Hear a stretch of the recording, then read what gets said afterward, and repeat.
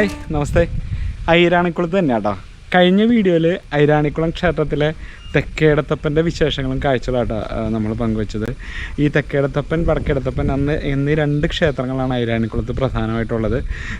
ഇനി നമുക്ക് ഇന്നത്തെ വീഡിയോയിൽ വടക്കേടത്തപ്പൻ്റെ വിശേഷങ്ങളും കാഴ്ചകളും കാണാം. കഴിഞ്ഞ വീഡിയോയിൽ കണ്ട മാതിരി തന്നെ അല്ലേട്ടനാണ് നമുക്ക് ഇതിൻ്റെ ഈ ക്ഷേത്രത്തിൻ്റെ വിശേഷങ്ങളും കാഴ്ചകളും പറഞ്ഞു തരാൻ നിൽക്കുന്നത്. അല്ലേട്ടൻ നമസ്കാരം. നമസ്കാരം. എന്തൊക്കെയുണ്ട് വിശേഷം? നല്ല വിശേഷം. കഴിഞ്ഞ ആഴ്ചയാണ് നമ്മൾ തെക്കേടത്തപ്പൻ്റെ വീഡിയോ പറഞ്ഞു. എന്നാലും കുറച്ച് ബാക്കി കാര്യങ്ങൾ പറഞ്ഞില്ലെങ്കിൽ അതൊരു നന്ദികേടാണ്. അതെ അതെ അതെ അതെ. കാരണം എന്ന് വെച്ച് കഴിഞ്ഞാൽ 2 വർഷം മുമ്പ് തെക്കേടത്ത് ക്ഷേത്രത്തിന്റെ അവസ്ഥ എങ്ങനെയല്ല. ഞങ്ങൾക്കൊക്കെ നെഞ്ചിലൊരു തീയായിരുന്നു അത്. ഈ ഓടെല്ലാം കേടുവന്നും വെള്ളം ചോർന്നൊലിച്ചൊക്കെ ഉള്ള വല്ലാത്തൊരവസ്ഥയിലായിരുന്നു. നമസ്കാര മണ്ഡപത്തിന്റെ തറ മാത്രമേ ഉണ്ടായിരുന്നുള്ളൂ. അതും പൊട്ടിപ്പൊളിഞ്ഞൊരവസ്ഥയിലായിരുന്നു. അപ്പോൾ ഒരുപാട് പേരുടെ ശ്രമത്തിന്റെ ഫലമായിട്ട് നമുക്കത് മുസിരിസ് പൈതൃക പദ്ധതിയിൽ പെടുത്തി കിട്ടുകയും ചെയ്തു. ഒപ്പം അത് പണികളെ ഏറ്റെടുത്ത് ചെയ്തത് തിരുവനന്തപുരം ആസ്ഥാനമായിട്ടുള്ള ഹൈ ഇലക്ട് എൻ്റർപ്രൈസസ് എന്ന് പറഞ്ഞൊരു സ്ഥാപനമാണ്. അതിൻ്റെ അമരക്കാരൻ ദിലീപ് എൻ്റെ സുഹൃത്തും സഹോദര തുല്യനൊക്കെ ആയിട്ടുള്ള ആളാണ്.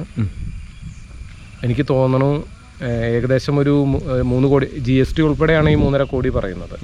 അപ്പോൾ ഒരു 250, 260 വരുന്ന ആ ഒരു ചെലവ് വിട്ടിട്ട് ചുരുങ്ങിയതൊരു 15 ലക്ഷം രൂപയെങ്കിലും അദ്ദേഹം കയ്യിൽ നിന്ന് എടുത്ത് ചിലവാക്കിയിട്ടുണ്ടാവാം ക്ഷേത്രം ഈ അവസ്ഥയിലാക്കാനായിട്ട്. അതായത് ഒരു സിവിൽ എഞ്ചിനീയർ എന്നുള്ള നിലയ്ക്ക് എനിക്കത് നമുക്കതിൻ്റെ ആ കാര്യങ്ങൾ മനസ്സിലാവും. അതായത് ആൾക്കത് എത്ര വൃത്തിയാക്കിയിട്ടും മതിയായില്ല എന്നുള്ളൊരു അത്ര എന്താ പറയുക, അത്ര ഒരു ഇൻറ്റിമസിയോടുകൂടിയും പാഷനോടുകൂടിയൊക്കെയാണ് ആളത് ചെയ്തത്. അപ്പം നമ്മൾ ആൾക്കതിനൊരു നന്ദി പറഞ്ഞില്ലെങ്കിൽ അത് മഹാമോശമാണ്. അങ്ങനെ തന്നെ തുടങ്ങാം. നമുക്ക് തെക്കേടത്തപ്പൻ്റെ വിശേഷങ്ങൾ അങ്ങനെ തന്നെ തുടങ്ങാം. അപ്പം ഈ കാണുന്നത് തെക്കേടത്തപ്പൻ, ഇത് വടക്കേടത്തപ്പൻ അല്ലേ? 2 ക്ഷേത്രങ്ങളും തുറക്കുന്ന സമയം ഏകദേശം 5:30 തന്നെയല്ലേ? 5:30 മണി തന്നെ. അല്ലേട്ടാ, കറക്റ്റ് നമുക്ക് ക്ഷേത്രത്തിലേക്ക് വരുന്ന ബസ് റൂട്ട് എന്ന് ഞാൻ പറഞ്ഞുതരാം.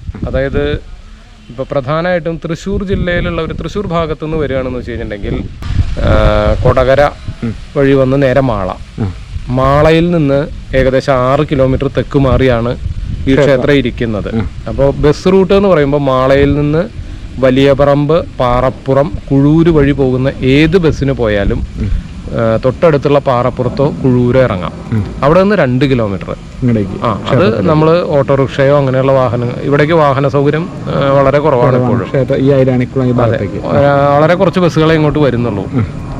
അപ്പോൾ തൃശ്ശൂരിൽ നിന്ന് വരുന്നവർക്ക് മാളയിലെത്താം. മാളയിൽ നിന്ന് വലിയപറമ്പ്, പാറപ്പുറം, കുഴൂര് വഴി പോകുന്ന ഏത് ബസ്സിനും, കുണ്ടൂരിലേക്ക് പോകുന്ന ബസ്സുണ്ട്, ആലുവയ്ക്ക് പോകുന്ന ബസ്സുണ്ട്, ഇതെല്ലാം ആ വഴിയാണ് പോവുക. അതിന് വന്നിറങ്ങാം. ഇനി അല്ല കൊടുങ്ങല്ലൂരിൽ നിന്ന് വരുമ്പോഴും ബസ്സിന് വരുമ്പോൾ കൊടുങ്ങല്ലൂരിൽ നിന്ന് മാളയ്ക്ക് വരാം. എപ്പോഴും ബസ്സുകൾ മാളയിൽ നിന്ന് ഇതേപോലെ തന്നെ വരാൻ പറ്റും.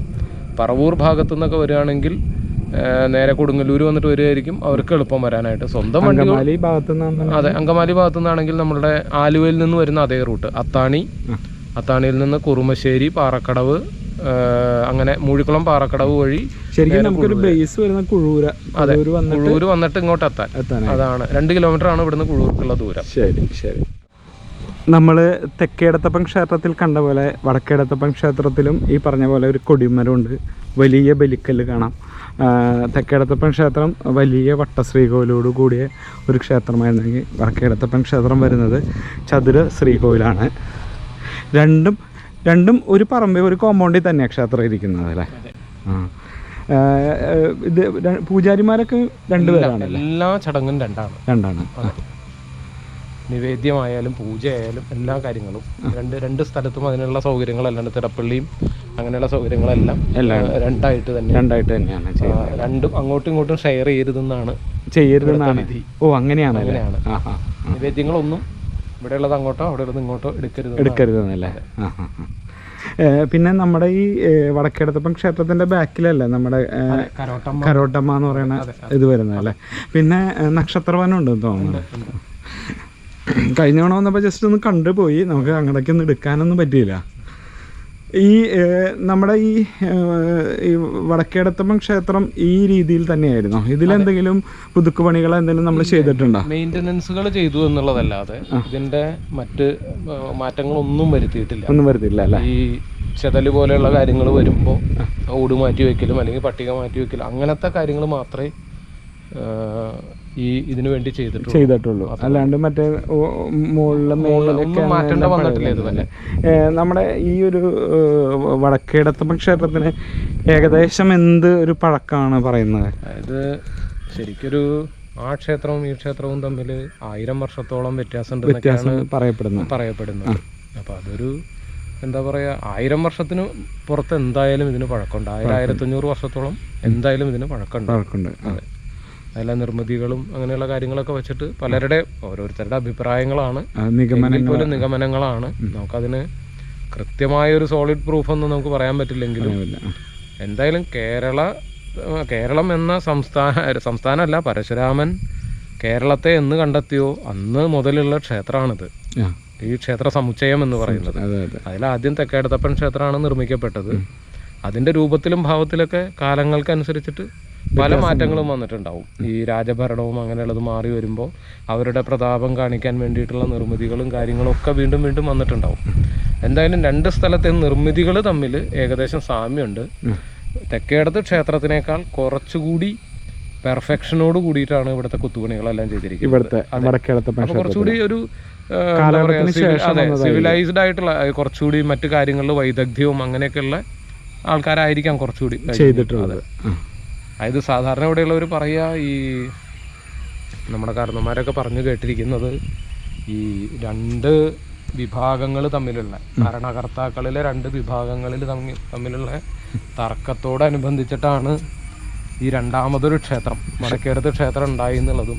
അപ്പൊ തെക്കേടത്തെ ക്ഷേത്രത്തിന്റെ എല്ലാ പോരായ്മകളും തീർത്ത് അതിനേക്കാളും കുറച്ചുകൂടി മനോഹരമായിട്ടുള്ള ഒരു ക്ഷേത്രമായിട്ട് നിർമ്മിക്കണം എന്നുള്ളൊരു വാശിയിൽ ഉണ്ടാക്കിയതാണെന്നൊക്കെ ഇവിടെ പറഞ്ഞു കേട്ടിട്ടുണ്ട് പല കാരണന്മാര്.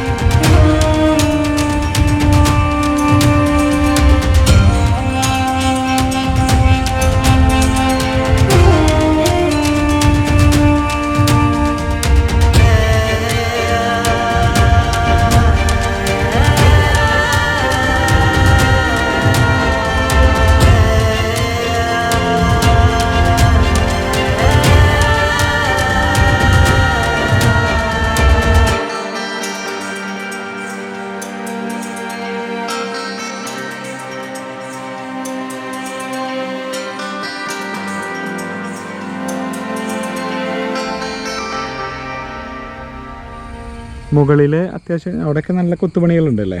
ഇതില് ദാരുശില്പങ്ങൾ കൂടി ഉണ്ട്. ദാരുശില്പങ്ങളുണ്ടല്ലേ? ഇതാണ് നക്ഷത്രവനം വരുന്നത്. എല്ലാ നക്ഷത്രങ്ങളുടെയും മരങ്ങളുണ്ട് അവിടെ? അതെ, എല്ലാ നക്ഷത്രങ്ങൾക്കും അനുസരിച്ചിട്ടുള്ള നമ്മുടെ ജ്യോതിഷ വിധി പ്രകാരം പറയുന്ന എല്ലാ വൃക്ഷങ്ങളും ഞങ്ങൾ ഇവിടെ വെച്ച് പിടിപ്പിച്ചിട്ടുണ്ട്. മുൻപേ ഉള്ളതാണോ? അല്ല, ഏകദേശം ഒരു 10 വർഷത്തിന് മുകളിലായിട്ടുള്ളൂ. ആണല്ലേ? അതായത് വല്ലാതെ വേനൽക്കാലത്ത് ശരിക്കും പറഞ്ഞാൽ ഇവിടെ വെള്ളത്തിന് കുറച്ച് ക്ഷാമമുണ്ട്, കുന്നിന്റെ മുകളിലായതുകൊണ്ട് വല്ലാതൊരു ഊഷരതയായിരുന്നു ഇവിടെ. അത് മാറ്റാൻ മരങ്ങൾ വെച്ച് പിടിപ്പിക്കുക എന്നുള്ളത് തന്നെയാണ് അതിന്റെ ഒരു ചടങ്ങ്. ഇങ്ങനെ ഒരു കൺസെപ്റ്റ് നമുക്ക് വന്നു. നമ്മളിത് കുറച്ച് അന്വേഷിച്ച് തൃശ്ശൂര് 2-3 നഴ്സറികളിലൊക്കെ അന്വേഷിച്ചിട്ടാണ് ഞങ്ങൾക്ക് അന്ന് ഇതൊന്നും ഇന്നിപ്പോ സുലഭമാണ്, ഏത് നഴ്സറി പോയാലും കിട്ടും. നമ്മൾ അന്വേഷിച്ച് നടക്കുമ്പോൾ ഇങ്ങനെ ഒരു സാധനമില്ല. ഇതൊക്കെ കഴിഞ്ഞ ഏകദേശം 5-6 വർഷം കഴിഞ്ഞപ്പോഴാണ് ദേവസ്വം ബോർഡിന്റെ നക്ഷത്ര വൃക്ഷ പദ്ധതി എന്ന് പറഞ്ഞു കഴിഞ്ഞിട്ട് അതിനൊരു സാമ്പത്തിക സഹായവും കാര്യങ്ങളും ഒക്കെ വന്നത്. അത് ഞങ്ങള് വെച്ച് കഴിഞ്ഞാൽ 5 വർഷമൊക്കെ കഴിഞ്ഞതിന് ശേഷമാണ്. തുടക്കത്തിൽ കുറച്ച് കഷ്ടപ്പെട്ടു. കാരണം ഈ വേനലിന്റെ കടുപ്പത്തിനെ ഇത് ചെയ്യാൻ വേണ്ടി ഞങ്ങൾ ഡ്രിപ്പ് ഇറിഗേഷനും അങ്ങനെയുള്ള കാര്യങ്ങളൊക്കെ ചെയ്ത്. അതെ, ഇതാണ് നമ്മുടെ കരോട്ടമ്മ വരുന്നത് അല്ലേ? അതെ, ഇത് ഈ കരോട്ടമ്മയാണ്. കരോട്ടമ്മ നേരെ വടക്കേടത്തമ്മൻ ക്ഷേത്രത്തിൻ്റെ നേരെ പുറകിലാണ് വരുന്നത്. അത് മാത്രമല്ല പടിഞ്ഞാറോട്ട് ദർശനമായാണ്. തെക്കേടത്തമ്മനും വടക്കേടത്തമ്മനും ശരിക്കും കിഴക്കോട്ട് ദർശനമായില്ലിരിക്കുന്നത്. അതെ, ഐരാണിക്കുളം മഹാദേവ ക്ഷേത്ര സമുച്ചയത്തിൽ പടിഞ്ഞാട്ട് ദർശനമുള്ള ഒരേ ഒരു പ്രതിഷ്ഠ കരോട്ടമ്മയാണ്. ബാക്കിയെല്ലാം കിഴക്കോട്ടാണ് ദർശനം. ദേവനായാലും ഉപദേവന്മാരായാലും എല്ലാം അങ്ങനെയാണ്. ഇത് ശരിക്ക് ഈ പരശുരാമൻ എന്താ പറയുക, ഈ ഐരാണിക്കുളം ക്ഷേത്രം സ്ഥാപിക്കുന്നതിന് മുൻപേ ആദിവാസികൾ വച്ചാരാധിച്ചിരുന്ന അമ്മദൈവമാണെന്നുള്ളതാണ് ശരിക്കും പറയപ്പെടുന്നത്. എൻ്റെയൊക്കെ തുറന്ന രീതിയിലാണ്. അതെ, എൻ്റെയൊക്കെ വളരെ ചെറുപ്പകാലത്ത് ഇത് വലിയൊരു ആൽമരം, ഒരു എന്താ പറയുക, ഒരു 5-6 സെൻറ്റ് ഏരിയയിൽ വിസ്തരിച്ച് നിന്നിരുന്ന ഒരു ആൽമരത്തിൻ്റെ ചുവട്ടിലാണ്, ഒരു തറയിലാണ് ഒരു കല്ലിൻ്റെ ഒരു പ്രതിഷ്ഠ. എല്ലാ ചടങ്ങുകളും അന്നും ഇന്നും ഒക്കെ ഒരുപോലെ തന്നെ. അന്ന് പക്ഷെ ഇങ്ങനെ ഒരു ക്ഷേത്രം ഉണ്ടായില്ല. ഒരു വർഷക്കാലത്ത് ഈ ആൽമരം അതിൻ്റെ പഴക്കം കൊണ്ട് മറിഞ്ഞു. അപ്പോഴാണ് ഈ പ്രശ്നവിധി പ്രകാരം ഇങ്ങനെ പ്രൊട്ടക്ട് ചെയ്തത്. അപ്പൊ എത്ര നാളായി ഇങ്ങനെ ഒരു ഈ ഒരു രീതിയിൽ ഒരു ക്ഷേത്രം പോലെ ആയിട്ട്? ഇത് ഏകദേശം ഒരു 30-35 വർഷത്തിനൊക്കെ മുകളിലായിട്ടുണ്ട്. 40 വർഷത്തോളം ആയിട്ടുണ്ട് എന്തായാലും. ഇവിടെ പൂജ കാര്യങ്ങളൊക്കെ ചെയ്യുന്നത് നമ്മുടെ വടക്കേടത്ത് ക്ഷേത്രത്തിലെ പൂജാരിയാണ് ഇവിടെ പൂജകളെല്ലാം ചെയ്യുന്നതല്ലേ. ശരിക്കിത് ഒരു ഉപദേവതാ സങ്കല്പമല്ല. വടക്കേടത്ത് ക്ഷേത്രത്തിലെയും തെക്കേടത്ത് ക്ഷേത്രത്തിലെയും തുല്യ പ്രാധാന്യം ഭഗവതിക്കുണ്ട്. അങ്ങനെയാണ് എല്ലാ പൂജാവിധികളും ചെയ്യുന്നതല്ലേ. നമ്മൾ ഇവിടുന്ന് ഇങ്ങനെ നോക്കുമ്പോൾ തെക്കേടത്തപ്പൻ വടക്കേടത്തപ്പൻ ഇത് ക്ഷേത്രത്തിൻ്റെ പ്രധാന കോമ്പൗണ്ട് കാണുന്നതാണ്. അതിനേലും കുറച്ചുകൂടി മാറിയിട്ടാണ് ശരിക്കും അതിർത്തി ഭാഗത്തായിട്ട് നിൽക്കുന്നത് എന്നുള്ളത്. അതെ, ഏകദേശം ഒരു 15 അടിയോളം ഉയരത്തിലാണ് തെക്കേടത്ത് വടക്കേടത്ത് ക്ഷേത്രങ്ങളെക്കാൾ, അതിൻ്റെ ഭൂമിയേക്കാൾ 15 അടിയോളം ശരിക്കും കരോട്ടമ്മ ഇരിക്കുന്നത്. 2 ക്ഷേത്രങ്ങളിലും ഒരു 15 അടിയോളം ഉയരത്തിലായിട്ടിരിക്കുന്നത്. നമുക്ക് ഇവിടെ നിന്ന് നോക്കുമ്പോൾ തന്നെ കാണാം. ഈ കാണുന്നതൊക്കെ ക്ഷേത്രത്തിൻ്റെ ഭൂമിയാണ്, ക്ഷേത്രഭൂമിയാണ്. ഈ ആൽമരമൊക്കെ ഒരുപാട് പഴക്കമുള്ളതാണ്. ഞങ്ങളുടെയൊക്കെ ചെറുപ്പത്തിൽ ഇങ്ങനെയൊക്കെ തന്നെയാണത്. വലിയ മാറ്റങ്ങളൊന്നും വന്നിട്ടില്ല. ഇതിങ്ങനെ ഭൂമിയാണ്. ഈ കാണുന്ന വൃക്ഷത്തിന് 400ഓളം വർഷം പഴക്കമുണ്ട്. നമ്മുടെ ഏഴിലംപാല എന്ന് പറയുന്ന സംഭവമാണ്. ഒരു നമ്മളുടെ ഈ മുസ്ലിസിൻ്റെ ഒക്കെ വരുന്നതിന് മുമ്പ് ഇവിടെ ഒരു ആള് തൊഴാൻ വന്നിട്ട് അദ്ദേഹം അന്ന് ഇത്ര കാട് പിടിച്ചിട്ടില്ലായിരുന്നു. ആള് വന്ന് മരത്തിനെയൊക്കെ പരിശോധിച്ച്, എനിക്ക് തോന്നുന്നു അതിൻ്റെ ഒരു വിദഗ്ധനാണ് ഈ മരങ്ങളുടെ കാര്യത്തിൽ. വൃക്ഷായുർവേദം അത് ഇതെന്നൊക്കെ പറഞ്ഞിട്ട് എല്ലാ ഗ്രന്ഥങ്ങളും ഒക്കെ പഠിച്ചിട്ടുള്ള ഒരാളാണ്. ആള് അന്ന് പറഞ്ഞു ഇത് ഏകദേശം ഒരു 350 മുതൽ 400 വർഷം വരെ പഴക്കം ഉണ്ടാവാം ഈ മരത്തിന്. ഈ പാലല്ലേ? അതെ, അത്ര ഏതോ കാലത്ത് ഈ വലിപ്പത്തിൽ തന്നെ നിൽക്കുന്നുണ്ട്. പ്രധാനമായിട്ടും ശരിക്ക് ഇവിടെ ഗുരുതി നടക്കും എല്ലാ ചൊവ്വാഴ്ചയും. ഇവിടെയാണ്? അതെ അതെ. ഈ തറയില്ലല്ലോ? അതെ, തറയല്ല, അത് ഒരു കല്ലാണ്. നേരത്തെ കണ്ട കൽത്തൊട്ടിയാണത്. അതാണല്ലേ. കഴിഞ്ഞ മറ്റേ തെക്കേടത്തപ്പൻ ക്ഷേത്രത്തിൽ ഇരിക്കുന്ന കൽത്തൊട്ടി പോലെ തന്നെ. ഈ കൽത്തൊട്ടിയിലും ഉരുളികളിലുമാണ് ഗുരുതി കലക്കുക. എന്നിട്ട് ഗുരുതി തർപ്പിക്കുമ്പോൾ സാധാരണ നമ്മളിങ്ങനെ ഒരു പാലക്കൊമ്പ് കൊണ്ടുവയ്ക്കാറാണ് പതിവ്. പക്ഷെ ശരിക്കും ഇവിടെ എനിക്ക് തോന്നുന്നു ആ ബുദ്ധിമുട്ട് ഒഴിവാക്കാൻ ആരോ അന്ന് കാലത്ത് ഒരു പാല വച്ച് പിടിപ്പിച്ചു. അത് കൃത്യമായി ശരിയാട്ടോ, നല്ല പഴക്കം തോന്നുന്നുണ്ട്. വണ്ണം എന്ന് പറഞ്ഞ ഒരു 4 പേര് കൂടി പിടിച്ചാൽ വട്ടത്തില്ല. ഇതും ക്ഷേത്രഭൂമിയിൽ തന്നെ നിൽക്കുന്നില്ല. ഇത് ക്ഷേത്രഭൂമിയാണ്. ഇതില് ഈ ഓടപ്പഴം എന്ന് പറയുന്ന ഒരു സാധനമൊക്കെ പടർന്ന് കയറിയിട്ടുണ്ട്. അത് ഉണ്ടായി നിൽക്കുന്ന സമയത്ത് കാണാൻ നല്ല ഭംഗിയാണ്. അപ്പൊ ഈ ഗുരുതി എല്ലാ മാസമാണ്? അത് അന്ന് പറഞ്ഞ ഒരു അല്ല, എല്ലാ ചൊവ്വാഴ്ചയും വെള്ളിയാഴ്ചയും വഴിപാടായിട്ട് ഗുരുതി നടക്കുന്നുണ്ട് ഇവിടെ. അത് വടക്കോട്ടാണ്, ഇവിടെ നിങ്ങോട്ടാണ് തിരിഞ്ഞിരുന്നാണ് എല്ലാ പൂജകളും ചെയ്യുക. ഇത് കൂടാതെ ദേശഗുരുതി എന്നാണ് വലിയ രീതിയിൽ എല്ലാ ചടങ്ങുകളും മേടമാസത്തിലെ 10-ാം ഉദയത്തിന്. അത് വെറുതെ ഗുരുതിയല്ല, വടക്കേടത്ത് ക്ഷേത്രത്തിൽ നിന്ന് ശ്രീപാർവതിയെ ആനപ്പുറത്ത് എഴുന്നള്ളിച്ച് ഇവിടെ കൊണ്ടുവന്ന് പീഠത്തിലിരുത്തി ശ്രീപാർവതിയുടെ സാന്നിധ്യത്തിലാണ് ഈ ദേശഗുരുതി നടത്തുന്നത്. എന്നിട്ട് തിരിച്ചങ്ങോട്ട് ശ്രീപാർവതിയെ എഴുന്നള്ളിക്കും. ഇതിലാണ് വരുന്നത്? ഇതിലല്ല വരുന്നത്? അല്ലല്ല, അതിലെ തെക്കേടത്തപ്പനെ ചുറ്റിയാണ്. തെക്കേടത്തപ്പനെ ഇങ്ങനെ ചുറ്റിയിട്ട് ഈ നടവഴി പുറത്തേക്ക് ഇവിടെ അവിടെ നിൽക്കും, ഇങ്ങോട്ട് കയറ്റി ഇവിടെ ഇരുത്തും. വലിയ ചടങ്ങാണ് അല്ലേ? അതെ, വലിയ ചടങ്ങാണ്. പിന്നെ പണ്ടത്തെ ഈ നമ്മൾ 1997 മുതലാണ് വലിയ രീതിയിലുള്ള ഉത്സവം നമ്മളവിടെ ഈ ഉത്സവത്തിൽ വന്നു. അതായത് പണ്ട് വൃശ്ചിക മാസത്തിലെ തിരുവാതിര മുതൽ ധനുമാസത്തിലെ തിരുവാതിര വരെ ആറാട്ടായിട്ടാണ് ഉത്സവം നടന്നിരുന്നത്. അത് പിന്നീട് എപ്പോഴോ ഇങ്ങനെ സ്മൃതിയിൽ പെട്ടുപോയി. ആരും അതിനെപ്പറ്റി ചിന്തിച്ചിട്ടില്ല. പിന്നീട് 97 പുനഃപ്രതിഷ്ഠ കഴിഞ്ഞപ്പോഴാണ് ആ ഉത്സവത്തിനെ 8 ദിവസമാക്കി ചുരുക്കി നമ്മൾ ഇങ്ങോട്ട് കൊണ്ടുവന്നത്. അപ്പോൾ അതിന് മുൻപ് ഉണ്ടായിരുന്നൊരു ഉത്സവം എന്ന് പറയുന്നത് ഈ മേടമാസത്തിലെ 10-ാമതയാണ്. അന്നിവിടെ 97 മുൻപ്. അതെ, അതിന് 97 മുൻപല്ല, അതെ 97 മുൻപ് വരെ. പക്ഷെ തുടർന്നുണ്ട് കേട്ടോ. ഈ മേടമാസത്തിലെ 10-ാമതയുണ്ട്. പക്ഷെ വലിയ രീതിയിൽ ആഘോഷിച്ചിരുന്നത് ഈ മേടമാസത്തിലെ 10-ാമതയാണ്. അന്ന് ഈ ഉത്സവം ഇല്ലല്ലോ. ഇപ്പൊ ശരിക്കും എന്നാ ഉത്സവം വരുന്നത്? ഇപ്പൊ ധനുമാസത്തിലെ തിരുവാതിര ആറാട്ടായി വരുന്നത്. 8 ദിവസം അല്ലേ? 8 ദിവസം ഉത്സവം.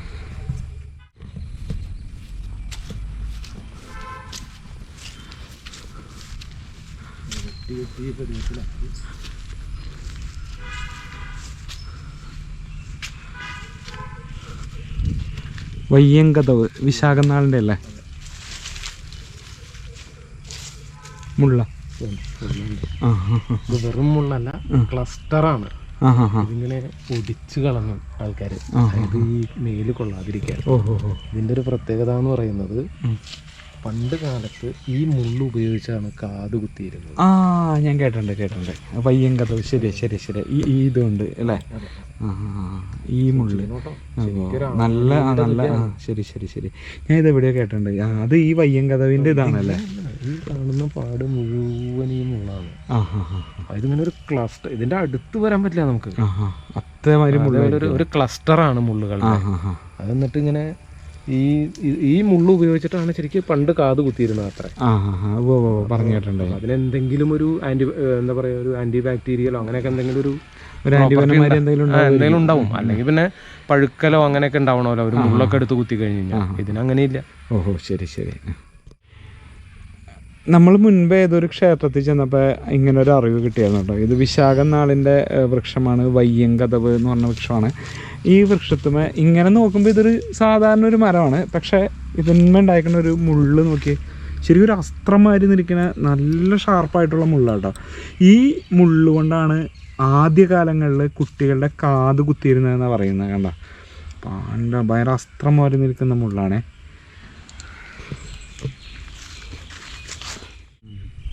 അപ്പോൾ ഇതാണ് കേട്ടോ നമ്മുടെ ഈ ഐരാണിക്കുളം ക്ഷേത്രത്തിലെ നക്ഷത്രവനം.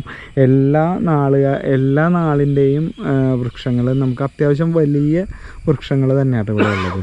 പല സ്ഥലങ്ങളിലും ചെല്ലുമ്പോൾ ചെറിയ തൈകളായിരിക്കും വെച്ചേക്കണതാണ്. ഇവിടെ അത്യാവശ്യം എല്ലാം വലിയ മരമായിട്ടുണ്ട്. അതിൽ ആ വയ്യങ്കതവ് എന്ന മരത്തിൻ്റെ ഒരു പ്രത്യേകത ഞാൻ കാണിച്ചു തന്നില്ല. അത് മുൻപ് ഏതോ ഒരു ക്ഷേത്രത്തിൽ ചെന്നപ്പോൾ അവിടുത്തെ ആൾ പറഞ്ഞിരുന്നു. പക്ഷെ നമുക്ക് അവിടെ കാണാൻ പറ്റില്ല. എന്ന് വെച്ചാൽ ആ മരത്തും അങ്ങനെ ഒരു മുള്ളുണ്ടായിരുന്നില്ല എന്ന് പറഞ്ഞായിരുന്നു. അത്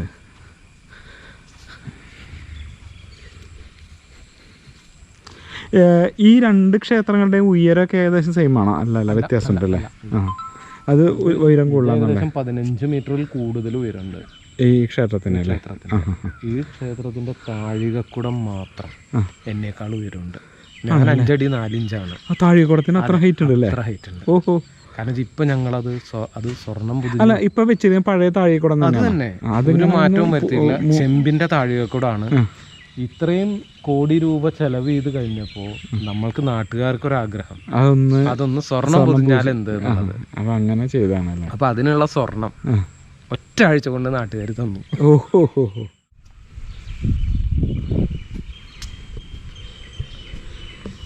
ഇത് നമ്മുടെ കരോട്ടമ്മയുടെ ശാന്തിക്കാരനാണ്. അദ്ദേഹം കരോട്ടമ്മയുടെ അവിടെ ദീപം തെളിക്കാനായിട്ട് പോകുന്നതാണ്. അപ്പം ഇവിടെ തുറന്നതിന് ശേഷമാണ് കരോട്ടമ്മയ്ക്ക് ആദ്യം തെക്കേടത്ത് നട തുറക്കും. അത് കഴിഞ്ഞിട്ടാണ് വടക്കേടത്ത് നട തുറന്ന് പിന്നെ കരോട്ടമ്മയ്ക്കാണ്, പിന്നീടാണ് ഉപദേവതകൾക്ക് വരുന്നതല്ലേ. വടക്കേടത്ത് ക്ഷേത്രത്തിൽ ശ്രീപാർവതിക്ക് ചെയ്യുന്ന എല്ലാ പൂജകളും കരോട്ടമ്മയ്ക്ക് കൂടിയുണ്ടല്ലേ. അത് ഇവിടുത്തെ ഒരു പ്രധാന ചടങ്ങാണ്. നമുക്ക് കുറച്ചുകൂടി വിശദീകരിച്ച് പറയാം. ഒരു പ്രധാന ചടങ്ങാണ് ബ്രാഹ്മണിപ്പാട്ട്. ആ ബ്രാഹ്മണിപ്പാട്ട് ശ്രീപാർവതിയുടെ നടയിൽ പാടിക്കഴിഞ്ഞാൽ കരോട്ടമ്മയ്ക്കും പാടുമല്ലേ? അങ്ങനെയാണ് അത് പൂർത്തിയാക്കുന്നത്. അതിനെപ്പറ്റി നമുക്ക് കുറച്ചുകൂടി വിശദീകരിക്കാം. ശരി.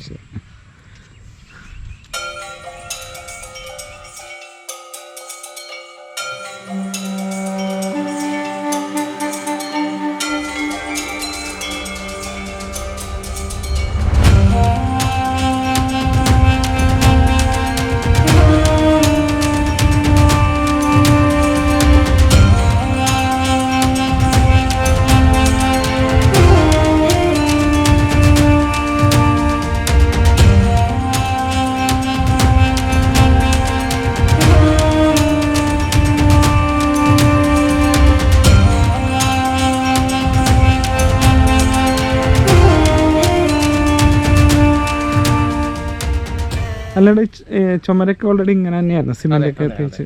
ഇതെല്ലാം ഈ സിമെന്റ് അല്ല, ഇത് പഴയ കുമ്മായ കോമ്പിനേഷൻ മോർട്ടർ എന്ന് പറയുന്നത്, അതായത് കുമ്മായ കൂട്ടാണത്.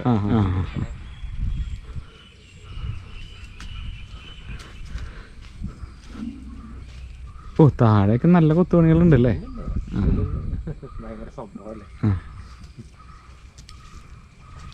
ഈ നമ്മൾ താഴെ ഒരു ശ്രീകൃഷ്ണ ക്ഷേത്രം, മഹാവിഷ്ണു ക്ഷേത്രമില്ലേ, അത് ഈ ക്ഷേത്രവുമായി ബന്ധപ്പെട്ട ക്ഷേത്രം തന്നെയാണോ? ഈ ക്ഷേത്ര സമുച്ചയത്തിലുള്ള വൈഷ്ണവ സാന്നിധ്യമാണ് അത്. അവിടെ അല്ലേ? പ്രഹ്ലാദ പ്രസീതനായിട്ടുള്ള മഹാവിഷ്ണുവാണ് അവിടെ.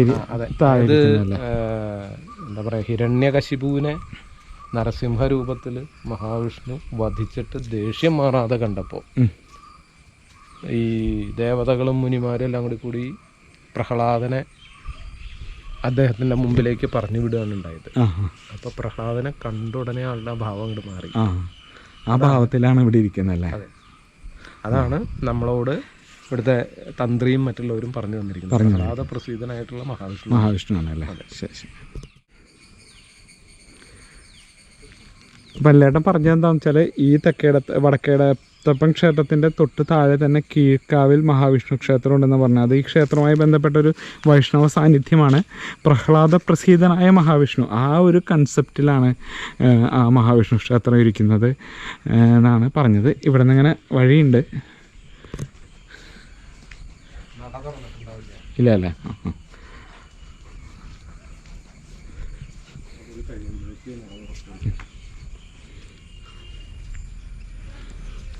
അത് NSS ആണ് മാനേജ് ചെയ്യുന്നത്. ദേവസ്വം ക്ഷേത്രമല്ലേ? അല്ല അല്ലേ? ഓഹോ. ഈ നമ്മുടെ ഈ ക്ഷേത്രവുമായി ബന്ധപ്പെട്ട ചടങ്ങുകളൊക്കെ ഉണ്ടോ അവിടെ? അങ്ങനത്തെ ഒന്നുമില്ല? ഇല്ല, അങ്ങനെയല്ല. ശരിക്ക് ഈ പുതിയ ഉത്സവം വന്നതിന് ശേഷമാണ് നമ്മൾ ഇതിൻ്റെ എന്താ പറയുക, കാർത്തികയുടെ പിറ്റേ ദിവസം രോഹിണി നാളില് അവിടെ ഒരു ആനയ്ക്ക് എഴുന്നള്ളിപ്പും കാര്യങ്ങളെല്ലാം ഉണ്ടല്ലേ? അതെ, രോഹിണി നാളിലല്ലേ?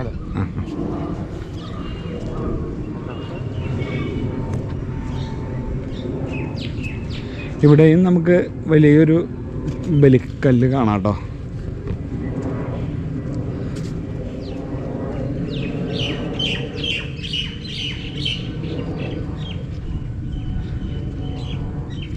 അവിടുത്തെ ബലിക്കല്ലിന്റെ മാരത്തെ ഒരു ചെറിയ അങ്ങനത്തെ പ്രശ്നങ്ങളൊന്നും വന്നിട്ടില്ല അല്ലേ? ഇല്ല, വലിപ്പത്തിലും ചെറുതാണ്. പകുതി പോലും ഇല്ല. ഇല്ല. ആ ഇരിക്കുന്നതാണ് ശരിക്കും പ്രതിഷ്ഠയുടെ ഉയരം വരുന്ന. അത് ശരിക്കും 12 അടിയോളം ഉയരമുണ്ടല്ലേ? ഇതിപ്പോ 5 അല്ലെങ്കിൽ 6 അടി ഉയരം നേരെ പകുതിയാണ്. ഒന്ന് അകത്തേക്ക്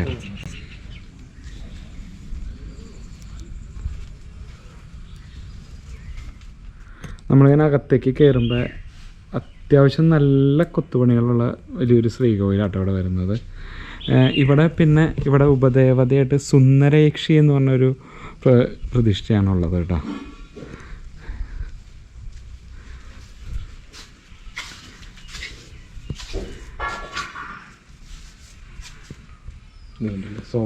സോപാനത്തിൽ അത്രയധികം കൊത്തുപണികളുണ്ട്.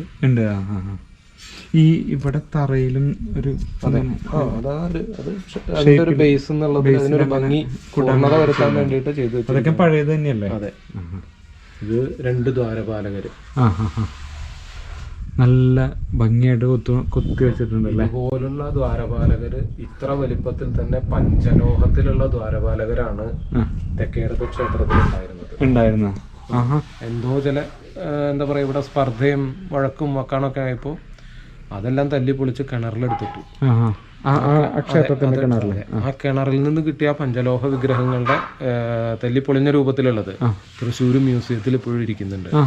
അതിന്റെ വില എന്ന് പറയുന്നത് 1970കളിൽ ന്യൂയോർക്കിൽ വെച്ച് നടന്ന ഒരു ഇങ്ങനെയുള്ള സംഭവങ്ങളുടെ ഒരു പ്രദർശനം ഉണ്ടായിരുന്നു. അവിടേക്ക് കൊണ്ടുപോകുമ്പോൾ ഈ 1970കളിൽ 2 കോടി രൂപയ്ക്കാണ് അത് ഇൻഷൂർ ചെയ്തിരുന്നത്. ഇപ്പോൾ തൃശ്ശൂർ പോയാൽ കാണാൻ പറ്റും എന്ന് എനിക്ക് തോന്നുന്നു. ആദ്യമൊക്കെ ശരിക്കും എല്ലാവരും കാണിച്ചിരുന്നു. അതെ. ഏത് കാലത്ത് അത് കിട്ടിയത്? അതായത് 70കൾക്ക് മുൻപാണ് കിട്ടിയിരിക്കുന്നത്. നേരെ മ്യൂസിയത്തിലേക്ക് കൊണ്ടുപോയി. ഇതിൽ ഈ നേരത്തെ നമ്മൾ തെക്കേടത്ത് ക്ഷേത്രത്തിൽ കണ്ട മൃഗമാലയേക്കാൾ കുറച്ചുകൂടി ഡീറ്റെയിൽഡ് ആണത്. ആ അരഞ്ഞാണം അതേപടി ഇവിടെ തന്നെ. ഇതല്ലേ. പക്ഷെ ഈ മൃഗമാലയ്ക്ക് വ്യത്യാസങ്ങളുണ്ട്. വ്യാളിമുഖമാണ്. അതായത് കണ്ടില്ലേ, ആനയ്ക്ക് പോലും ആ വ്യാളിയുടെ തല കൊടുത്തിരിക്കുന്നത്. അതെന്താണ് അതിന്റെ ഒരു, അത് മുഴുവനായിട്ട് ആർക്കും പറയാൻ പറ്റില്ല. ഇവിടത്തെ ഈ മൃഗമാലയില് ഇത് ഒരു സിംഹത്തിന്റെ മാരത്തെ മുഖമാണല്ലേ. ഇതൊരു ആനയുടെ തുമ്പിക്കൈണ്ട്, പക്ഷെ മുഖം വരുന്നത് വ്യാളിമുഖം വരുന്നത്. ഇതിങ്ങനെ പൊട്ടിപ്പോയിട്ടുണ്ട്. ഇതൊരു ബോഡി കുതിരയുടെ മാരത്തെ ബോഡിയാണല്ലേ, ശരീരം വരുന്നത്. ഓരോ ശില്പങ്ങളും വ്യത്യസ്തമാണ് കേട്ടോ. ഇത് ആനയുടെ തുമ്പിക്കൈയിൽ നിൽക്കുന്നു, വ്യാളിമുഖമുള്ള മറ്റൊരു ചെറിയ രൂപം. ഇത് ആന തന്നെയായിരുന്നു, പൊട്ടിപ്പോയതാണല്ലേ. ഇത് വേറൊരെണ്ണത്തിന് അങ്ങനെ സിംഹത്തിന് അങ്ങനെ പിടിച്ചു നിൽക്കുന്ന രീതിയിലാണല്ലേ. ശരിക്കും കുതിര ആനയൊക്കെ ഉണ്ടല്ലേ. കുതിര ആന ഈ തുമ്പിക്കൈ ഇവിടെ ഇതിങ്ങനെ പൊട്ടിപ്പോയില്ലേ. ചെവി, കണ്ണ് നല്ല ഡീറ്റെയിൽഡ് ആയിട്ട് തന്നെ ചെയ്തേക്കണേ. ഇങ്ങനെ ഇതിങ്ങനെ ഉണ്ടോ. ഇതെല്ലാം ഈ തറയുടെ കല്ലുമ്മ തന്നെയല്ലേ കുത്തിയെടുത്താണ്. ഒരു കല്ലിൽ ഇങ്ങനെ കൈ ഇങ്ങനെ ഒരു കല്ലില്, ഇതൊരു വലിയ കല്ലില് ചെയ്തെടുത്തിരിക്കുന്നതാണ്.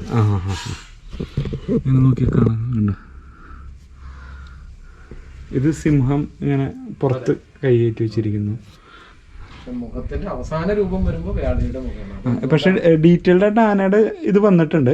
പക്ഷെ ഇതിലിങ്ങനെ തുമ്പിക്കൈയും ഉണ്ട്, വ്യാളി മുഖമാണ് അല്ലേ.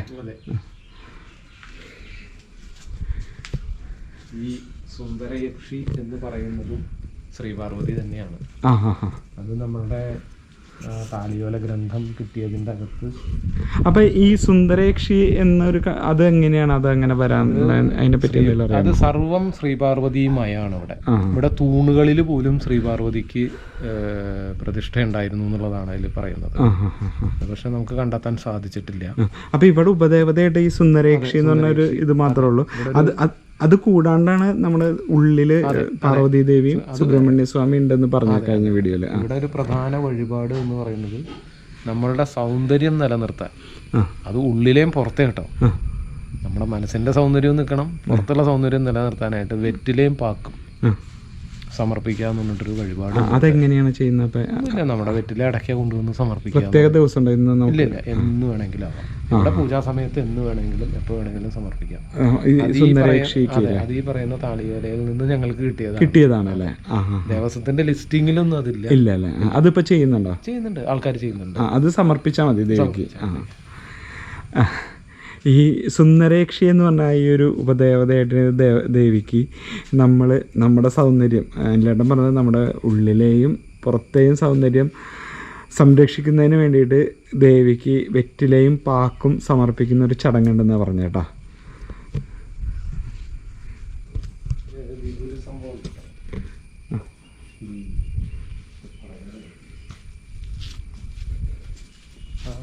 കാണുന്ന ദാരുശില്പം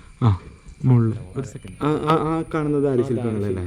ബ്രഹ്മാവാണ് എന്നൊക്കെ പറയുന്നുണ്ടെങ്കിലും നമുക്കത് കൃത്യമായ രൂപരേഖകളില്ല. ഇതല്ലേ. അതെ, അതൊരു വാതിലാണ്. അത് വാതിലാണല്ലേ. പ്രത്യേക ലോക്കിംഗ് സംവിധാനം അതിന്റെ താഴെയുണ്ട്. ഒരു നമ്മൾ ആപ്പ് വയ്ക്കാന്ന് പറയുന്ന പോലെ ആ ശില്പത്തിന്റെ താഴെ. അതെ, അത് ഊരി കഴിഞ്ഞാൽ അങ്ങോട്ട് തുറക്കാം നമുക്ക്. അത് എടുത്ത് മാറ്റാം. ഒരു സമയത്ത് ഇതൊന്ന് വൃത്തിയാക്കിയപ്പോൾ ഈ ഓടെല്ലാം മാറ്റി വൃത്തിയാക്കിയ സമയത്താണ് നമുക്കിത് ഇങ്ങനെ മനസ്സിലായത്. ഇതെല്ലാം അല്പസ്വല്പം കേടുപാടുകൾ വന്നൊരവസ്ഥയിലായിരുന്നു. പിന്നീട് അത് പെയിന്റ് ചെയ്ത് വൃത്തിയാക്കിയതാണ്. അന്നാണ് ഈ സംഭവം. മുകളിൽ കാണുന്ന എല്ലാം ദാരുശില്പങ്ങളാണല്ലേ. എല്ലാം മരത്തിലാണ് കേൾക്കുന്നത്.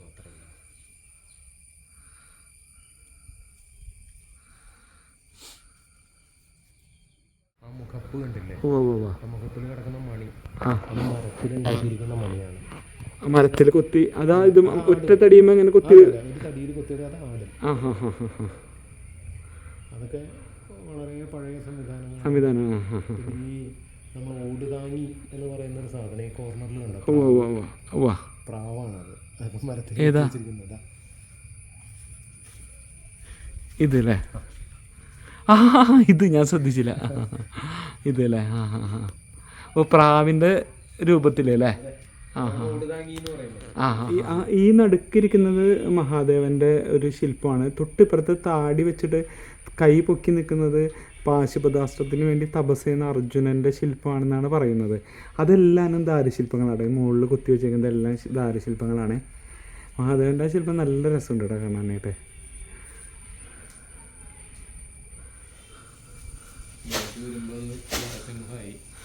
നരസിംഹരൂപമാണല്ലേ അതെ. ഓഹോ ഹോ ഹോ ഹോ. നേരെ പുറകിൽ വരുമ്പോൾ കാണുന്നത് നരസിംഹം കേട്ടോ. അത് നല്ല ഗംഭീരമായിട്ടുള്ള കുത്തിവെച്ചിരുന്നാണ്. ചതുർബാഹുവാണ്. ഒരു കയ്യിൽ ചക്രം, ഒരു കയ്യിൽ ശംഖ്, ബാക്കി 2 കൈ ഇങ്ങനെ നഖങ്ങളോട് കൂടി നീട്ടിയിട്ടേക്കുന്ന കേട്ടോ. കിരാതമൂർത്തിയാണല്ലേ ഇപ്പുറത്തിരിക്കുന്നത്.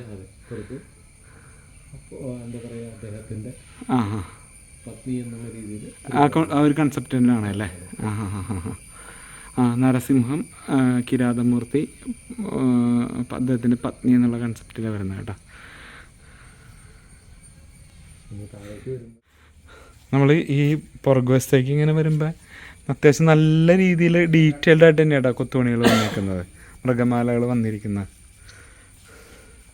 ഇവിടെ ഒരു പ്രത്യേകത കൂടി, മനുഷ്യമുഖം അല്ലേ? അത് പറയുന്നത് അതായത് ഈ പൈതൃക കാര്യങ്ങളായിട്ട് ബന്ധപ്പെട്ട പലരും പറഞ്ഞൊരു അഭിപ്രായം എന്താന്ന് വെച്ച് കഴിഞ്ഞാൽ, ഒന്നുകിൽ മഹാരാജാവിന് അല്ലെങ്കിൽ ഈ ക്ഷേത്രത്തിന്റെ അധികാരിയായിരുന്ന ആൾക്ക് ഇഷ്ടപ്പെട്ട സ്ത്രീ അത് അവരെ കൊണ്ട് കൊത്തിവെപ്പിച്ചതായിരിക്കാം അവരുടെ രൂപം. നേരെ ഭാര്യയായിരിക്കില്ല, ഭാര്യയാണെങ്കിൽ നേരെ വെക്കുന്നുണ്ട്, വിരോധമില്ലല്ലോ. അതല്ലെങ്കിൽ ഈ ശില്പിയുടെ ഭാര്യയോ ഇഷ്ടപ്പെട്ട സ്ത്രീയോ. അങ്ങനെ അപ്പൊ രാജാവും കാണില്ല, മറ്റുള്ളവരും കാണില്ല, അവരവിടെ ഇരിക്കുകയും ചെയ്യും. അങ്ങനെ 2 രീതിയിലും ചെയ്യാൻ മാത്രമേ അങ്ങനെ ചെയ്യുന്നു. ഒന്ന് രാജാവിന്റെ കൽപ്പന പ്രകാരം ചെയ്തായിരിക്കും, അല്ലെങ്കിൽ ശില്പി സ്വന്തം ഇഷ്ടപ്രകാരം.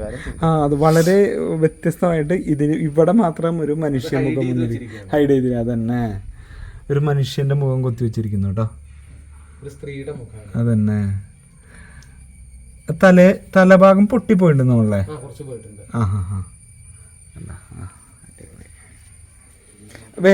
വേറെ മനുഷ്യമുഖങ്ങളൊന്നും ഇല്ലല്ലോ അല്ലേ? ഇവിടെ പുറകുവശത്ത് ഈ ഒരു ഭാഗത്ത് മാത്രം കേട്ടോ, ഈ ഒരു പടിഞ്ഞാറേ ഭാഗത്ത്, ശ്രീകോവിലിൻ്റെ പടിഞ്ഞാറേ ഭാഗത്ത് ഈ ഒരു ഭാഗത്ത് മാത്രമാണ് ഈ ഒരു മൃഗമാലയിൽ മൊത്തത്തിൽ എടുക്കുമ്പോൾ ആകെ ഒരു മനുഷ്യൻ്റെ രൂപമുള്ളത് ഇവിടെ മാത്രം കേട്ടോ. കണ്ട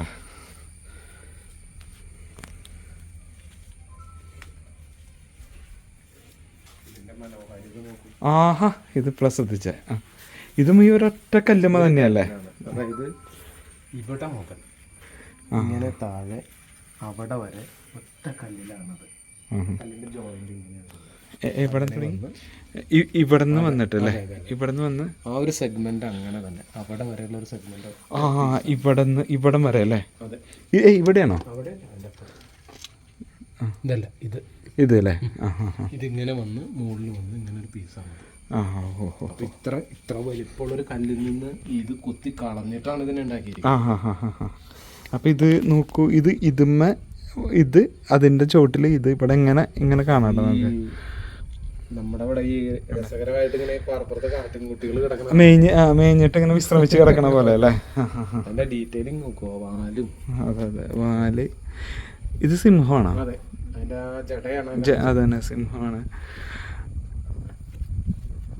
ഇത് നോക്കിയത് സിംഹം ആണ്, പക്ഷെ വ്യാളിമുഖം പോലെ തന്നെ ആന.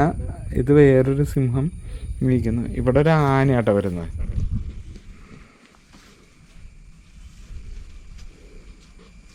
തൊട്ട് ചേർന്ന് ഇവിടെ ഇങ്ങനെ അതേപോലെ തന്നെ ഉള്ളത് ആനയാട്ടോ. ഒരു സിംഹം ഇങ്ങനെ ഒരു ആനേനെ ചവിട്ടി പിടിച്ചിരിക്കുന്ന രീതിയിലാട്ടോ.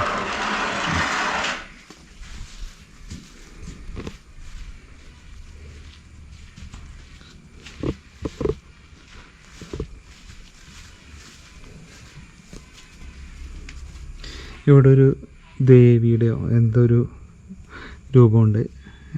ഇതൊക്കെ പൊട്ടിപ്പോയിട്ടുണ്ട് കേട്ടോ, കുറേയൊക്കെ പൊട്ടൽ സംഭവിച്ചിട്ടുണ്ട്. ഈ ഇങ്ങനെ ഇരിക്കുന്ന ഒരു കൊമ്പ് മരത്തൊരു ഭാഗമാണ് അത് വരുന്നത്.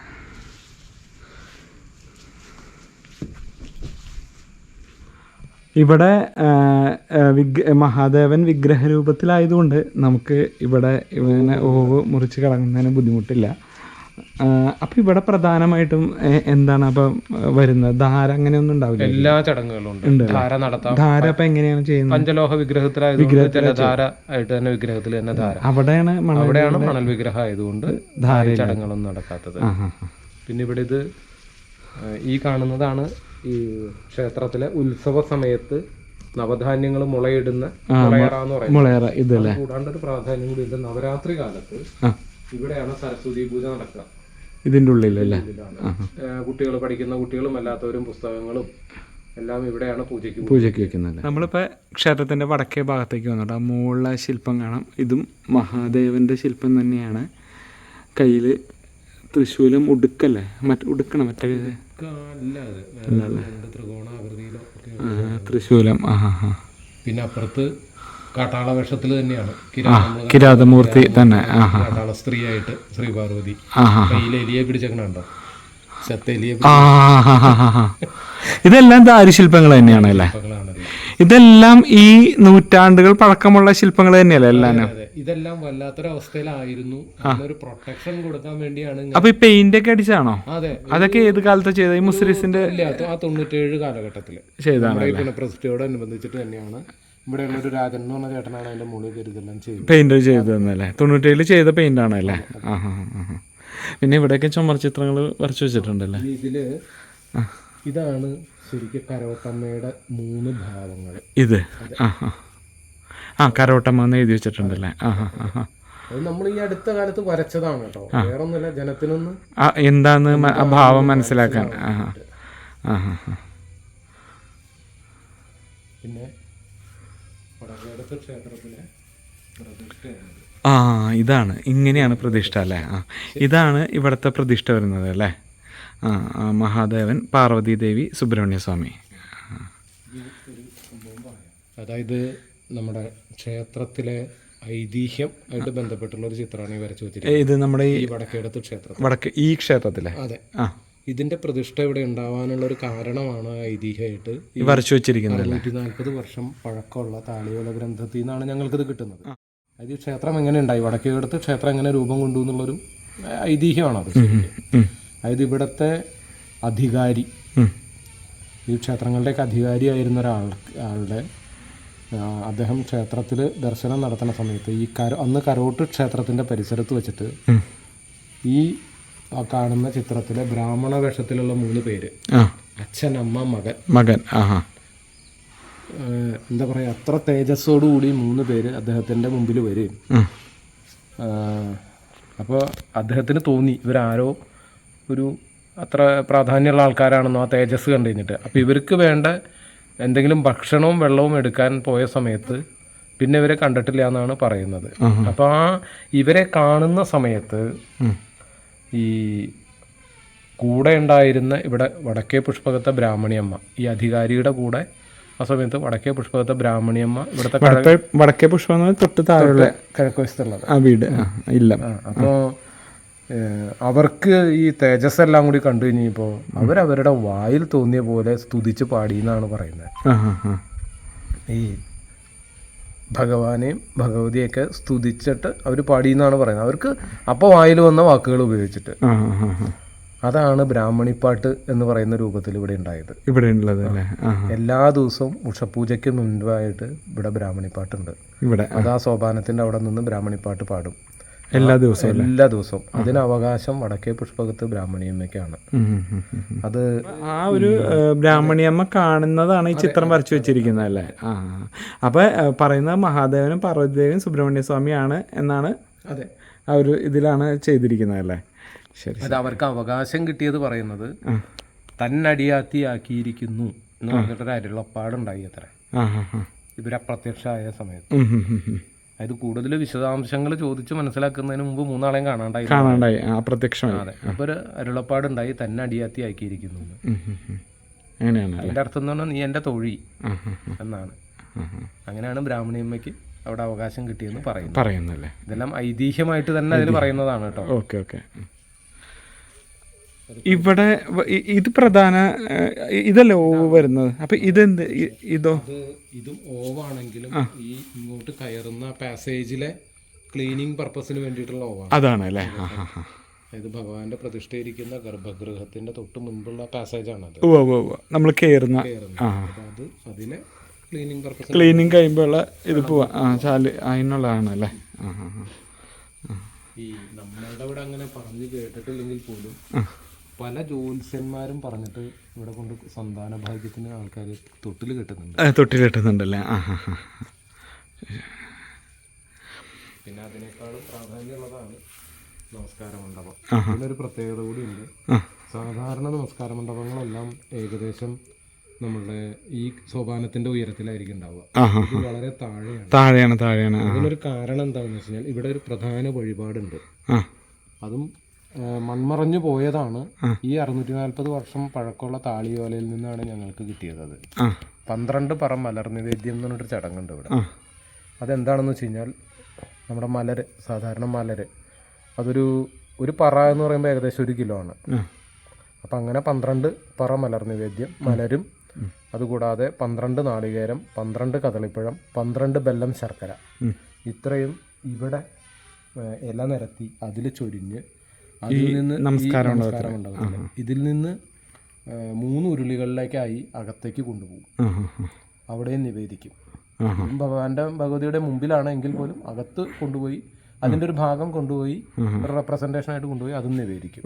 ഇതിൻ്റെ ഉദ്ദേശം വേറെ ഒന്നുമില്ല. വിവാഹം, സന്താനലബ്ധി, ഇഷ്ടകാര്യസിദ്ധി, ഈ 3 കാര്യങ്ങൾക്കാണ്. ഇന്ന് വേണമെങ്കിലും നടത്താം. അത് ഇതെല്ലാം നമ്മൾ കൊണ്ടുപോകണം അല്ല, വേണ്ട, ഇവിടെ വിളിച്ച് പറഞ്ഞാൽ മതി. പക്ഷേ ഈ വഴിപാട് നടത്താൻ മാത്രം 15 ദിവസം മുമ്പെങ്കിലും അറിയിക്കണം. അതിനകത്ത് ചാർജ് വരുന്നത് ഏകദേശം 4000 രൂപയോളം മലർ നിവേദ്യം. അതിന്റെ പ്രധാന പൈസ വരുന്നത് ഈ വൃത്തിയാക്കിയ മലരിന് തന്നെയാണ്. അത് ഏകദേശം അതിപ്പോ നമുക്ക് ഉണ്ടെങ്കിൽ നമുക്ക് കൊണ്ടുവരാം. ഏകദേശം ഒരു 14 കിലോ മലര് വാങ്ങണം. 14 കിലോ എങ്കിലാണ് അതിന്റെ വേസ്റ്റ് എല്ലാം പോയി കഴിയുമ്പോൾ, ഉള്ളിയെല്ലാം പോയി കഴിയുമ്പോൾ ഒരു 12 പറ ഉണ്ടാവും. 12 പറ മലരല്ലേ? അതെ.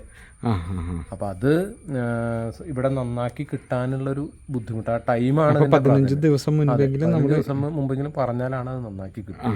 അതിപ്പോഴും ചെയ്യുന്നുണ്ടോ? ഇഷ്ടം പോലെ ആളുകൾ ചെയ്യുന്നു. സന്താനലബ്ധി, ഇഷ്ടകാര്യസിദ്ധി, വിവാഹം നടക്കാനാണ് പ്രധാനമായിട്ടും ചെയ്യുന്നത്. ഒരുപാട് പേര് ചെയ്യുന്നുണ്ട്.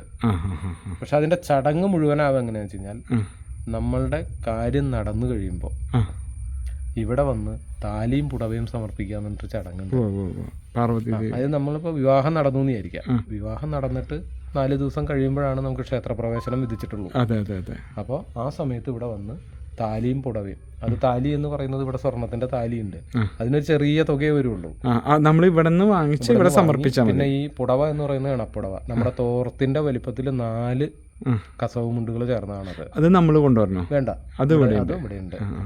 അതിനെങ്ങനെ ചാർജ് വരുന്നത്? 200 രൂപയോ അത്രയാണ് അതിന്റെ ചാർജ് വരുന്നത്. മറ്റേതിന് എത്ര 250 രൂപ മറ്റാണെന്ന് എനിക്ക് തോന്നുന്നു. ഈ താലി സമർപ്പിക്കുന്നത് അത് നടക്കെ സമർപ്പിക്കുക. അത് സമർപ്പിച്ച് അപ്പോഴാണ് ആ ഒരു വഴിപാട് പൂർത്തിയാവുള്ളൂ. അപ്പോൾ ഇതാണ് നമ്മുടെ വടക്കേടത്തപ്പൻ ക്ഷേത്രം വരുന്നത്.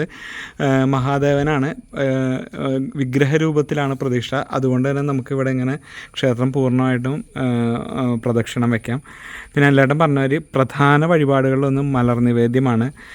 വിവാഹം നടക്കുന്നതിനും സന്താനഭാഗ്യത്തിനും ഉദ്ദിഷ്ടകാര്യത്തിനും വേണ്ടി നടത്തുന്ന ഒരു വഴിപാടാണ് കേട്ടോ അത്. ധാരാളം കൊത്തുപണികളുണ്ട് കേട്ടോ ഇവിടെ ഈ ഒരു തറയിൽ. അതായത് ഓവ് വരുന്ന അവിടെയാണ്. പക്ഷേ കുറേ കൊത്തുപണികൾക്കൊക്കെ അത്യാവശ്യം നല്ല രീതിയിൽ കേടുപാടുകൾ സംഭവിച്ചിട്ടുണ്ട്. മൃഗമാല, ആന, കുതിര, സിംഹം, വ്യാളി എല്ലാം ഉണ്ട് കേട്ടോ ഇവിടെ. ഇവിടെ സോപാനത്തുമേ നല്ല രീതിയിലുള്ള കൊത്തുപണികൾ കാണാം കേട്ടോ. ഈ ബ്രാഹ്മണിപ്പാട്ട് നടത്തുന്നത് അപ്പോൾ ഇവിടെയാണോ? ദ്വാരപാലകരുടെ ശില്പമൊക്കെ നല്ല ഭംഗിയാണ് കേട്ടോ. വലിയ വലിയ ദ്വാരപാലകരാണ്.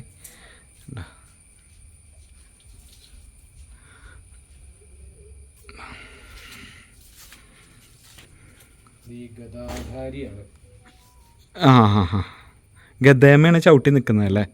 അല്ലേ? ശൂലധാരി, ഗദാധാരി. ഇത് ഗദയാണ്, അദ്ദേഹത്തിൻ്റെ ഗദയാണ്. ഗദയമ ഇങ്ങനെ ഒരു കാല് വെച്ചാൽ നിൽക്കുന്നത്, അതും ഇങ്ങനെ സർപ്പം ചുറ്റിയിരിക്കുന്ന കാണാട്ടോ. ഇങ്ങനെ ഗദയമ കണ്ട.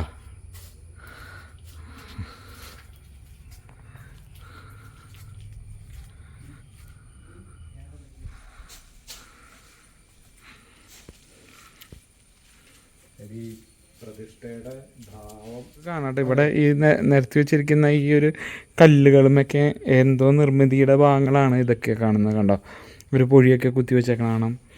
കണ്ടോ, ഇവിടെ കിടക്കുന്നുണ്ട്.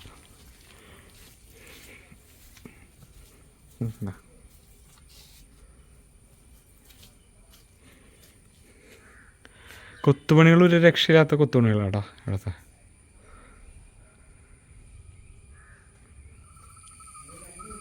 നമ്മളിപ്പോൾ ക്ഷേത്രത്തിൽ നിന്ന് തൊഴുതിറങ്ങി കേട്ടോ. ആ നേരെ കാണുന്നതാണ് നമ്മൾ കഴിഞ്ഞ വീഡിയോയിൽ പറഞ്ഞ എന്ത് മണ്ഡപമാണ്? തിരുവാതിര മണ്ഡപം അല്ലേ? ഇപ്പോൾ തിരുവാതിര കളിയൊക്കെ നടത്തുന്നത് ഇവിടെ തന്നെയാണോ? അപ്പോൾ ഈ ഒരു മണ്ഡപം നിർമ്മിച്ചത് ശരിക്കും ആ ഒരു തിരുവാതിരയുടെ ആവശ്യത്തിന് വേണ്ടി മാത്രമാണ് അല്ലേ? എന്താ പറയുക, ശരിക്കും ക്ഷേത്രത്തിലെ പ്രധാന ആഘോഷം എന്ന് പറയുന്നത് ധനുമാസത്തിലെ തിരുവാതിര ആറാട്ടായിട്ടുള്ള ഉത്സവമാണ്. നമ്മൾ പുറകിലേക്ക് 8 ദിവസം എണ്ണുമ്പോൾ 8 ദിവസത്തെ ഉത്സവമാണ്. ഉത്രട്ടാതി നാളിലൊക്കെ ആയിരിക്കും കൊടിയേറ്റം വരിക. അതിനു മുൻപ് വരുന്ന തിരുവോണ നാൾ മുതൽ നൂറ്റാണ്ടുകൾ തന്നെ പഴക്കണ്ടെന്ന് പറയപ്പെടുന്നു. ഇവിടെ നടയിൽ നാട്ടുകാരുടെ ആചാരപ്രകാരമുള്ള തിരുവാതിരകളി നടക്കും. ദേശക്കാരുടെ അതിങ്ങനെ കൈമാറി വരുന്നതാണ്. ഇവിടുത്തെ നാട്ടുകാരുടെ സ്ത്രീകൾ ഇങ്ങനെ കൈമാറി അടുത്ത തലമുറയ്ക്ക് കൊടുക്കും. അവരെല്ലാവരും അതങ്ങനെ നൂറ്റാണ്ടുകളായിട്ട് നടക്കുന്നൊരു ചടങ്ങാണ്. ഇത് കഴിഞ്ഞ് 1997 പുനഃപ്രതിഷ്ഠയ്ക്ക് ശേഷം പഴയ രീതിയിൽ തന്നെ 8 ദിവസത്തെ ഉത്സവമായിട്ട് എന്താ പറയുക 28 ദിവസത്തെ ഉത്സവമായിരുന്നതിനെ ചുരുക്കി 8 ദിവസത്തെ ഉത്സവമാക്കി കഴിഞ്ഞപ്പോൾ എല്ലാ ദിവസവും ഉത്സവത്തിൻ്റെ എല്ലാ ദിവസവും ഈ വഴിപാടായിട്ട് തിരുവാതിര കളിക്കാൻ പുറമേ നിന്ന് ഒരുപാട് ദേശക്കാർ വരുന്നുണ്ട് ഇവിടെ. അപ്പോൾ ഒരു ദിവസം ചുരുങ്ങിയത് 8 സംഘങ്ങളൊക്കെ ഉണ്ടാവും. വളരെ ദൂരെയാണ് വരെ. ഇവിടെ വരുമ്പോൾ നമ്മൾ അവർക്ക് വേണ്ട സൗകര്യങ്ങൾ ചെയ്തു കൊടുക്കും, ഭക്ഷണം കൊടുക്കും, അത്ര മാത്രമേ ഉള്ളൂ. അവരത് വഴിപാടായിട്ട് നടത്തുന്നതല്ലേ? അപ്പോൾ അതിന് വേണ്ടിയിട്ടാണ് നമ്മളിപ്പോൾ ഈ ഒരു മണ്ഡപം നിർമ്മിച്ചിരിക്കുന്നത് അല്ലേ? അതിൽ ഞങ്ങൾ കണ്ടൊരു പ്രത്യേകത, 12 പേരാണ് സാധാരണ ഒരു സംഘത്തിൽ ഉണ്ടാവുക തിരുവാതിര കളിക്കാൻ. 2 പേര് പാടുന്നുണ്ടാവും, കൂടാതെ 12 പേരാണ് അകത്ത് കയറി കളിക്കുന്നത്. എപ്പോഴും ഒരു ഗ്യാപ്പ് ഉണ്ടാവും. അത് എന്താ പറയുക, ഞങ്ങൾ ഒരുപാട് വീഡിയോകൾ നമ്മൾ ശ്രദ്ധിച്ച് അപ്പൊ പറയുന്നത് ശ്രീ പാർവതിയാണെന്നാ പറയുന്നത് ഇവിടെ അല്ലേ? ഓഹോ, അങ്ങനെയുണ്ടല്ലോ. ഇവിടെ തിരുവാതിര കളിക്കുന്നതിന്റെ പ്രത്യേകത. ഉത്സവത്തിന്റെ വിശേഷങ്ങൾ എങ്ങനെയാണ് എല്ലാട്ടാ? സാധാരണ നമ്മൾ നേരത്തെ പറഞ്ഞ പോലെ ധനുമാസത്തിലെ തിരുവാതിര ആറാട്ട്, അവിടെ നിന്ന് ഇങ്ങോട്ട് പുറകിലേക്ക് 8 ദിവസം, ആ ദിവസം ഉൾപ്പെടെ 8 ദിവസം. അപ്പോൾ മിക്കവാറും ഉത്രട്ടാതി നാളിലൊക്കെ ആയിരിക്കും കൊടി കയറുക. 2 ക്ഷേത്രങ്ങളിലും ഒരേ സമയം. അതായത് ആദ്യം തെക്കേടത്തപ്പനാണ്, നിമിഷങ്ങൾക്കുള്ളിൽ തന്നെ വടക്കേടത്തും കൊടി കയറും. 2 തന്ത്രിമാരാണ്. 2 തന്ത്രിമാരാണ്. അതായത് തന്ത്രം എന്ന് പറയുന്നത് താമരശ്ശേരി മേക്കാട്ടിനാണെങ്കിലും അവരുടെ റെപ്രസെന്റേറ്റീവ്സ് ആയിട്ട് 2 പേരുടെ കാർമ്മികത്വത്തിലാണ് കൊടിയേറ്റം നടക്കുക. പിന്നെ സാധാരണ ഉത്സവം പോലെ തന്നെ അന്ന് കൊടിപ്പുറത്ത് വിളക്ക് ആ 1ാമത്തെ ദിവസം. പിന്നെ എന്തെങ്കിലും ക്ഷേത്രകലകളോ അല്ലെങ്കിൽ എന്തെങ്കിലും ഇതുകളൊക്കെ ഉണ്ടാവും, മറ്റ് ചടങ്ങുകളൊക്കെ, സ്റ്റേജ് എന്തെങ്കിലും പ്രോഗ്രാം ഉണ്ടാവും. അങ്ങനെയാണ്. പിറ്റേ ദിവസം രാവിലെ മുതലുള്ള പ്രത്യേകത എന്ന് പറഞ്ഞാൽ ആറാട്ട് ദിവസം വരെ ശ്രീ പാർവതിക്ക് ആറാട്ടുണ്ട്. അതിന് നീരാട്ട് യാത്ര എന്നാ പറയാ. അത് സ്ത്രീകളെ അകമ്പടിയായിട്ട് പോകും. അതിന് അതിവിടെ നിന്ന് നമ്മൾ താലമെടുക്കാനുള്ള എല്ലാ സംവിധാനങ്ങളും ചെയ്തു കൊടുക്കും.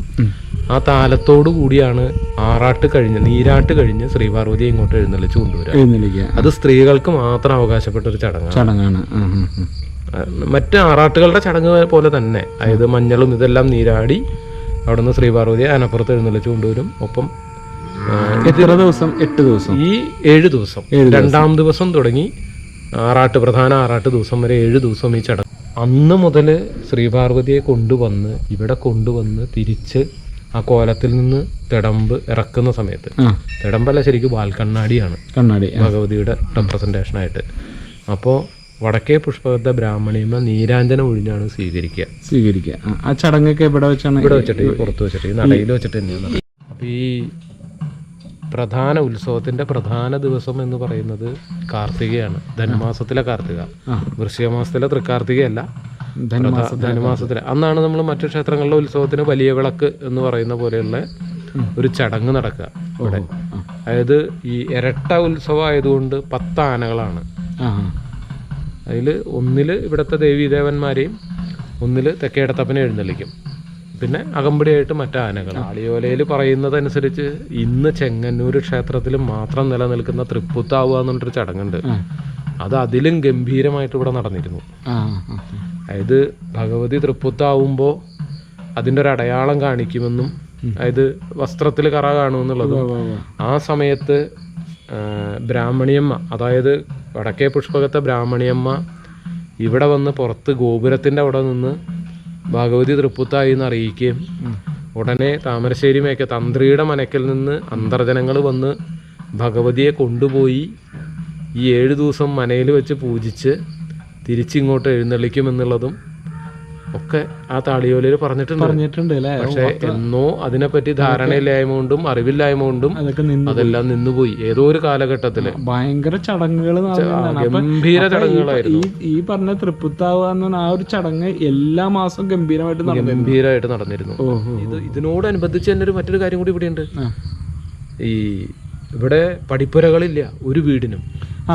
ഞാൻ നേരത്തെ പറഞ്ഞു അതേപോലെ തന്നെ ഗേറ്റ് അടയ്ക്കലില്ല. അതായത് ഗേറ്റ് അടച്ചിടും, പക്ഷെ എന്ന് വിചാരിച്ച് പെർമനന്റ് ക്ലോസിംഗ് ഇല്ല.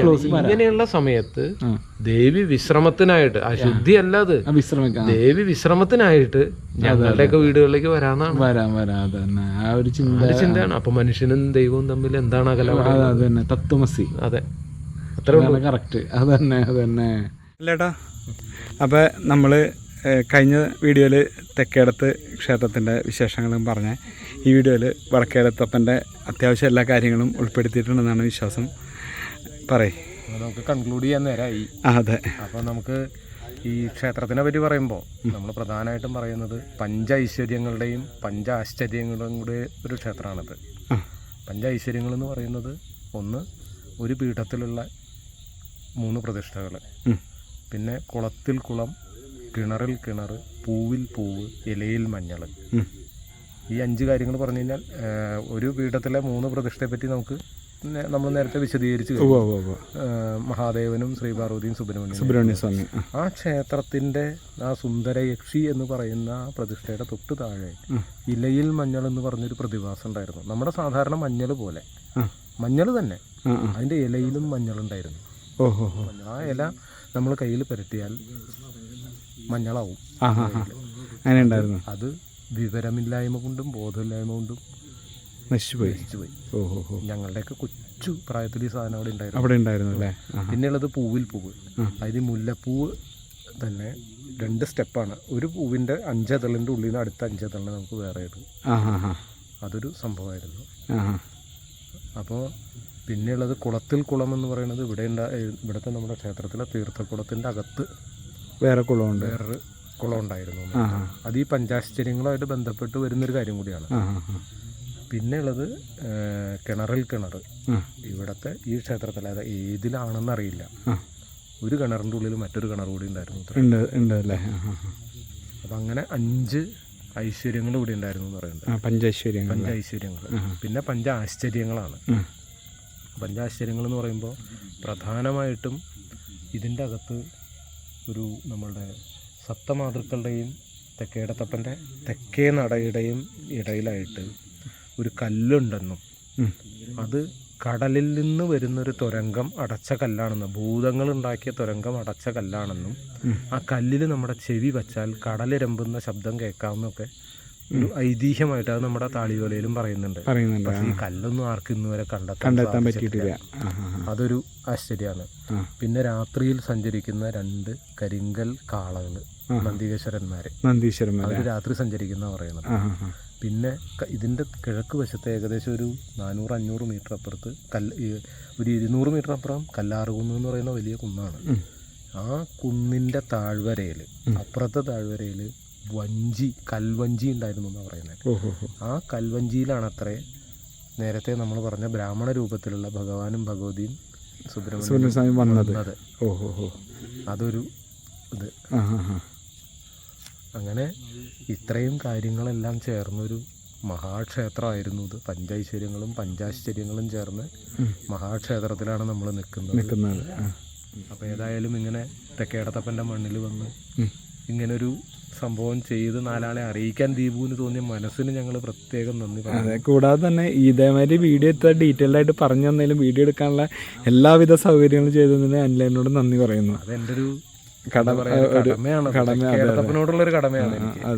അപ്പോൾ ഇത് കാണുന്ന എല്ലാവർക്കും, കാണുന്നതും കേൾക്കുന്ന എല്ലാവർക്കും സകല കലകളുടെയും നാഥനായിട്ടുള്ള തെക്കേടത്തപ്പൻ്റെ അനുഗ്രഹം ഉണ്ടാവട്ടെ എന്ന് പ്രാർത്ഥിക്കുന്നു.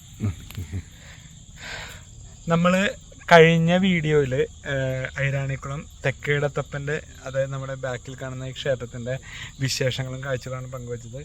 ചേർന്ന് തന്നെ വടക്കേടത്തപ്പൻ ക്ഷേത്രമുണ്ട്. ആ ക്ഷേത്രത്തിൻ്റെ വിശേഷങ്ങളും കാഴ്ചകളാണ് ഈ ഒരു വീഡിയോയിലൂടെ പങ്കുവച്ചത്. അപ്പോൾ ഈ ഒരു വീഡിയോ ഈ ഐരാണിക്കുളം ക്ഷേത്രത്തിൽ ഈ വടക്കേടത്തപ്പൻ്റെ വിശേഷങ്ങളും കാഴ്ചകളുള്ള ഈ ഒരു വീഡിയോ എല്ലാവർക്കും ഇഷ്ടപ്പെട്ടെന്ന് വിശ്വസിക്കുന്നു. വീഡിയോ ഇഷ്ടമായി നമ്മുടെ ചാനൽ സബ്സ്ക്രൈബ് ചെയ്യുക, സപ്പോർട്ട് ചെയ്യുക. നന്ദി.